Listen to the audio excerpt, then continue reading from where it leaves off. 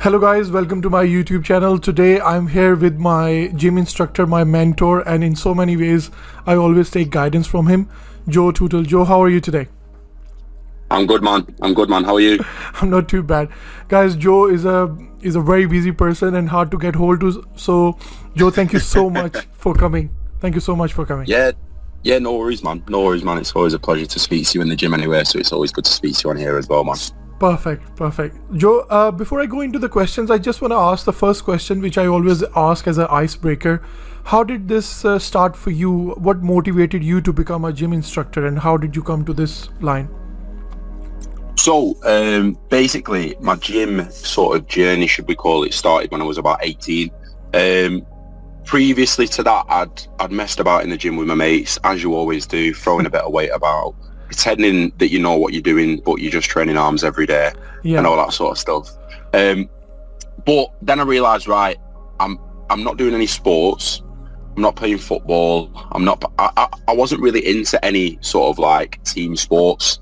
So I thought, you know what, right, I'll jump into the gym, see if I can sort of get into it, and then started liking it because it's one of them things where it isn't a team sport. You're not relying on anybody else. It's all about you. It's all about what you put in.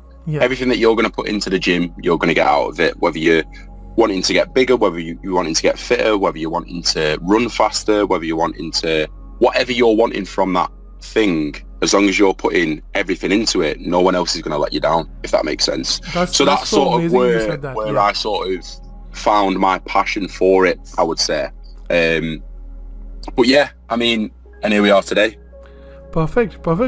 You said it very rightly, Joe, over there, that in gym you are not relying on other people to let you down. You can have your own progress, you can have your own pace, and you can evolve if that's your goal. So I actually, Joe, when I put onto my forum that you are coming, I got a lot of questions. I'll go through some of the questions, and maybe you can answer the best of your knowledge, and probably people can also contact you as well. Man. So one of the interesting questions, Joe, I think you probably hear that quite a lot because I see you in the gym with a lot of people. You're changing their life. I see your Instagram as well, and how many people you have trained and they have transformed their body. So one of the most interesting questions, Joe, was that what split should I go for? So a lot of people asked me, shall I go for a bro split, push and pull, full body? How many times shall I hit the gym in a week? What's your answer to that? So it's quite a varied answer, very dependent on the person. So let's say we'll take someone who's wanting to go to the gym 3 times per week and build muscle. Now, if you was to go and do, that's my case as well, Joe. There we go. So 3 times per week, and you're wanting to build muscle. If you're going to ever be pushing or doing shoulders or whatever it takes to push once per week, pulling you're going to be doing once per week, and let's say legs you're going to be doing once per week. Now, on the grand scheme of things, over the year, you've only trained push 51 times, and so on and so on and so on. So it's all about finding the correct volume, I would say. So let's say you take someone who's wanting to come to the gym, like I said, 3 times per week. I wouldn't go for a push-pull leg split. I'd go for, say, an upper-lower split. So you do upper body.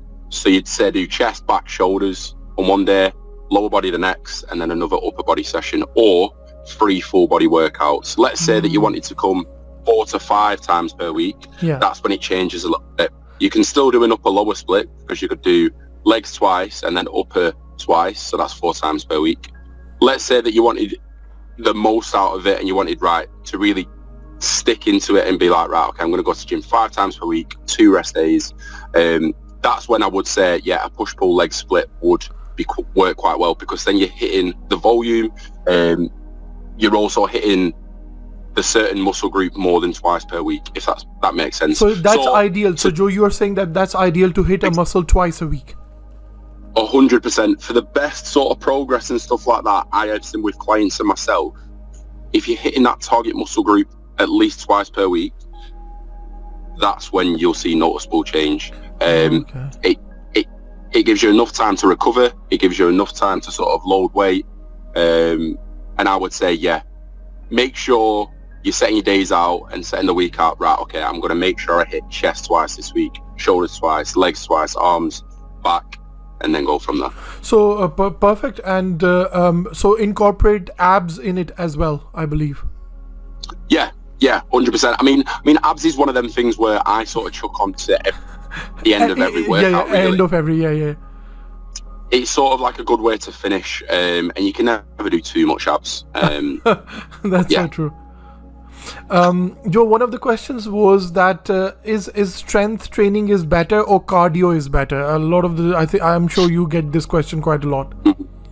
So strength and cardio, they get two very different sort of results. So it all depends on the person once again. And this is probably what I'm going to repeat all the time. It all really depends on what your goal is. Let's say that you're a little bit overweight and you're wanting to go for a fat loss phase. Now, you can do strength training, you can do cardio training. They're both going to get you to a pretty similar result. One's going to build muscle in the process. The other's going to sort of build your cardiovascular system. So you're going to get fitter and all that sort of stuff. The best thing to do, I would say, is look at your goal. Let's say that you're wanting to go for a fat loss phase. Pair the two together. So do a little bit of strength training and a little bit of cardio. You're hitting the nail at both ends. You're sort of getting the best you can out of your time in the gym. No one wants to leave the gym thinking, I could have done more then. Or was that enough? So yeah, a proper plan in terms of what you're wanting to get out of the gym. Setting that plan up and setting that structure, that's where you're going to find the best results. There's no right or wrong. This is it, man. And this is why the fitness industry can be very, very confusing to someone who's just getting into it. And all these questions come about. Everyone's got their own different opinion, but if you strip it down to the basics, it is very simple. It is. You very rightly put over there. And because a lot of people ask me this question, how can I be consistent? How shall I stay motivated? Things like that. But as you said, it can be quite confusing, a lot of information, but if you really strip it down, it's quite simple. It's all about consistency. 100%. I agree. Perfect. Joe, some people are saying, how can I stick with, how can I gain a bit of consistency? Because a lot of people, as you know, start of year, as their new year resolution, they start. And you and me, we know that January, how difficult it is to get to one of the machines, or how busy it is. 100%. But as soon as the February hits, 1st of Feb, is back to the regular, us and back to how can you stay consistent in this? So I think a massive problem that people have when setting these goals is they set a massive goal. So let's say that you start your fitness journey and you're like, right, okay, I want to lose 10 stone. You're severely overweight and you're like, right, I want to lose 10 stone. You're fixating that sort of goal. Too early. Too much, I would say. Too early. You sort of, it's 100% be ambitious, 100% have a massive goal that you want to achieve, but then you need to fine tune it and have a look at these little wins that you need to be getting each week, because that's when that sort of subconscious positivity comes in. It's like, right, okay, I've done that. I'm not 10 stone down, but I've been able to move this weight that I wasn't able to move last week, and I'm able to do this that I wasn't able to do last week, and I'm able to not get tired whilst walking up the stairs, or I'm able to walk to the gym rather than drive to the gym. Like, there's all these tiny little wins that I think people forget about. And that's what I really try and drill into my clients' heads, is every single time that you show up to the gym, you're better than the day before.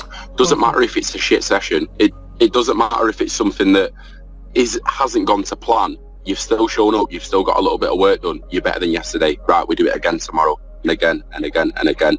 And throughout the year, you're going to be, let's say, 1% better every single day, maybe less than 1% better every single day. But over the sort of time that you've been working at that goal, you're like, oh, right, I might not be anywhere near my goal, but look at every single thing that I've done to try and get there, and I'm still on my way to get there. Exactly. And I think it's very true in my case, Joe, because when I started, I think I just started by looking at YouTube a few years back, and I didn't make much progress till 6 months, but I was consistent. And then gradually after 6 months, I started to see a lot of changes. And 100%. Yeah. I didn't look at what's going. Every time turning up to the gym was the priority for me. You said it very rightly over there. I think our listeners who are listening, I think guys take a note of that, and Joe is very right. Don't worry about what's your bigger goal, and don't give yourself a very overwhelming, impossible kind of a goal. Take the baby steps, the small steps, and the small progress. That is what counts. Very right. And use them as massive wins as well, because I mean, I've had clients that really beat themselves up about, oh, I've not lost this amount this week, I've not done this amount this week, but the discipline that they've sort of gained from that they can transfer to outside of life, whether that be career, whether that be relationships, whether that be just day-to-day life, the discipline that you can form whilst in a phase of trying to reach a goal is, I mean that can sometimes be better than the goal itself. Exactly. In my eyes. Exactly. It's very beautifully put there, Joe. Another, Joe, very interesting question people had is that how long should I rest between the training days? Yeah. So rest is massive. Recovery is huge. If you're one of these people that say, right, I go to the gym 7 days a week, then you're doing something wrong, or you're not training hard enough, because you shouldn't be able to go to the gym 7 days a week. I mean, you're right, Joe. It'd be good if we could just smash the gym every single day and get massive and get to our goal 10 times quicker, but your body needs to recover. Now, if you say go into the gym every day on the bounce, it's simple, your body's not going to recover at all. So what I normally say is, let's say you take my split for say. So what I normally do, so I train 5 times per week. Perfect. I do sort of, it's kind of a push-pull leg split. So I do chest and biceps on a Monday. Okay. Back and triceps on a Tuesday. Yeah. Then I rest on the Wednesday. Then on the Thursday, I've got sort of like a chest and shoulder session. Okay. The Friday, I've got legs. Okay. The Saturday, I've got back and arms. Wow. And then the Sunday, rest again. Perfect. So I've got 2 solid rest days there, and I really make sure I'm resting. Now, I don't touch any weights. I don't do any cardio. I make sure my body's recovering. So next time when I get into the gym, I can be fresh. I can push heavier weight than last time. And sort of train harder than last time. I've seen you, Joe. Like the weights you push is just like amazing. It's massive.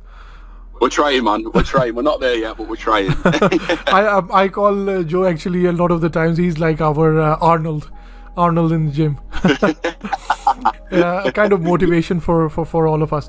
Just another question which is kind of related to that, Joe. So many of the times I've seen people saying that 50% is what you eat, 25% is sleep, and 25% is gym. Now what to eat is of course very important. Of course it's going to be different for different people what their goal is, but relatively if somebody's, for example, somebody like me who's about 75, about 80ish, 80 kg, and what sort of, how much protein is it, should we take protein before the gym workout as well, and afterwards what would you suggest in terms of eating as a general, of course? So yeah, I mean like you said quite truly, it's all dependent on that person's goals. Now there's 3 sort of phases that you can sort of go into. So let's say that you're wanting to lose weight, you're wanting to lose fat, you're wanting to get leaner. You need to be simply eating in a calorie deficit. Now you've probably heard that word thrown about a lot. So a calorie deficit basically means that you're eating less calories than what you're burning. So throughout the day you're burning more calories than what you're eating. This is going to put your body into a deficit, therefore you're going to lose weight. Now let's say you're wanting to maintain the weight that you're at but build some muscle. You need to be eating something called your maintenance calories. So that's eating the exact same amount of calories that you're burning. You're basically eating them back, if that makes sense. So let's say that you burn 2,500 calories in a day. Throughout the day, you're going to be eating 2,500 calories. And then if you're wanting to build muscle or gain weight, it's the opposite of a deficit, which is called a surplus. So we need to be eating more calories than what we're burning. In terms of like nutrition and stuff like that, the biggest focus is making sure that you are hitting a protein target. Now, protein is a macronutrient that is going to recover your body. So what we do whilst we're in the gym and let's say you're wanting to build muscle is you're tearing muscle fibers, you're breaking down that muscle tissue. Now, what protein does, it comes into our body and restores that muscle and sort of repairs it. So protein is sort of like a repairer, if that makes sense in simple terms. I always push whole foods, so chicken, steak, eggs, all that sort of stuff. Yeah. But I mean, after a workout, if you're wanting something after a workout, you need something that's quite easy to digest. Okay. So whey protein, protein shakes, a little bit of carbs added in there, like your little Rice Krispie bars or anything like that. Something that's really, really easy to digest. Okay. Your body can absorb it. Okay, perfect. And then an hour after that, you can have a proper meal like chicken and rice. Yeah. I think I do the same as you said, Joe, because it kind of easy to digest straight after the gym, as you said. Of course. Yeah. Sometimes you're not the hungriest after the gym, but you need to get your body into sort of that recovery mode. And the best thing to do that is to have something that's really, really easy to digest. Perfect. And Joe, in terms of sleep, you best is that mark of 7 to 8 hours. Would you say? 100%. Perfect. 100%. There's a massive podcast about sleep. I don't know whether you've heard of Andrew Huberman. I have. I hear him sometimes. Yeah. Yeah. So he's sort of like gets a lot of experts in different fields. And if I could recommend to your listeners anything to watch about sleep, it's one of his podcasts on sleep. If you just type in Andrew Huberman sleep, there's loads and loads of stuff. Perfect. And it is like a super drug. It is like our body's natural way of boosting every single thing. You'll know it yourself if you've not had the best of sleeps and you come into the gym, you feel weak. Yeah. You feel tired. You're right. But when you've had a good sleep, you can feel it. So yeah, anything between 6 to 8 hours, and I'd say 7 to 8 hours normally, is going to make sure that you're at that top scale of optimal sleep. Perfect. No, I think you said it very rightly over there, guys. And guys, note what Joe said as well. Do search that on website. One of my probably last questions before we go into peak physique is some people said that they get a lower back pain after deadlifting. Mm-hmm. Is there any alternate exercises or any solution to that? Maybe their posture or form is not correct, Joe. Maybe that's why this question is coming. So deadlifts are quite an advanced movement, I would say, and if you're not doing them correctly, then you can fall into sort of like a massive trap of injury. Now, where the sort of weight's distributed, if you're not doing this movement with correct form, then all that pressure normally can go to someone's lower back. Yeah. Therefore, cause an injury or causing some quiet tension, which can last a couple of days, if not weeks. Yeah. So yeah, proper form is essential on a deadlift. There's actually a really good video in how to set up a deadlift. If you just type it onto YouTube, the perfect way to set up a deadlift, there's a really, really good, some really good videos in how to set it up. But it's all about sort of having the bar over your shoelaces, hands outside of your feet, tucking sort of in and pushing your shins down until the shins get close to the bar. It's hard to explain over a podcast. No, I understand. But yeah, a deadlift is something that can really sort of create those long-term injury. It's a massive. Yeah. So I mean, some things that you can do to sort of avoid an injury is belts are really good because you give you that support in your lower back and your core. Straps are really good because you're not having to focus on grip. So wrist straps you can wrap around the bar. You don't have to focus about grip. You can solely focus on the actual movement itself. Joe, any alternate exercise to that? Let's say if somebody is unable to do. So hyperextensions are really good. Romanian deadlifts are also another good one, but that is very, very similar to a deadlift. Hyperextensions are good, which is basic. Again, it's hard to explain over a podcast. But it's sort of it's hinging your hips. So any hip hinge movement is going to be massive in terms of improving that deadlift, improving that lower back. Perfect. Joe, you said it very rightly over there, guys. I mean, to be honest, I had more than 30 questions, but guys, we have a very limited time. But maybe next time when I'll get Joe, I will ask the rest of the questions. But I think Joe, you explained it brilliantly over there. There's a couple of questions I would probably just like to mention. Do you only train people in our local gym, or do you also sell online content to people who may not be probably local to Leyland? So yeah, obviously I do the one-to-one personal training, which is Leyland, but I also offer an online coaching package, which basically anyone in the world can use as long as you've got a phone. Perfect. You can pretty much get stuck into it. So what you sort of get from that is your own personalised app, which is your own personalised workouts that are targeted towards your goals, nutrition programs, checking with myself once per week on Zoom calls and all that, this sort of stuff, 24/7 access to me through WhatsApp, so any questions and all that sort of stuff. And the thing is about the gym is, if you was to say get a program and stick to it for 6 months, you will hit a brick wall. So the beauty of online coaching is someone overlooking your progress and overlooking the fine details and taking that pressure off yourself to be like, right, all I need to do is just do everything that you say.